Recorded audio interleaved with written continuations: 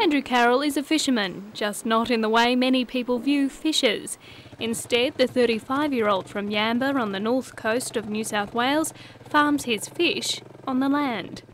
The young farmer is the manager and director of Palmer's Island Mulloway, an aquaculture business specialising in the breeding and farming of the highly sought-after fish.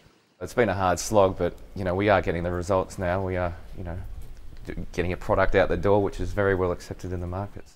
Andrew has always liked Mulloway and first began farming them in sea cages in South Australia. But the sensitive fish were often stressed by ocean predators, and Andrew thought there must be a better way. So he packed up and headed to Yamba to give it a go. And in March, Palmer's Island Mulloway harvested its first generation of fish. So we thought that they might be better suited in a pond environment. So we bought a prawn farm, and we do them in a similar way they do prawns. So that sort of takes all the stress off the animal. We've bird netted the ponds, we've no disturbances during the day, and we've achieved phenomenal growth, and the food conversion ratio is just a fraction of what it is in sea cages. Palmer's Island Mulloway is a pioneer in the Mulloway aquaculture and is committed to providing high quality and fast growth seafood in a way that is environmentally responsible and ecologically sustainable for the domestic and foreign markets. There is currently 80,000 fish weighing approximately 90 tonnes on the 18-hectare farm.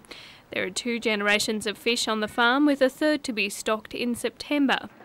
At the moment, Andrew gets his Mulloway eggs from Industry and Investment New South Wales, but he's slowly but surely getting his own brood stock together, so eventually Palmer's Island Mulloway will be completely sustainable.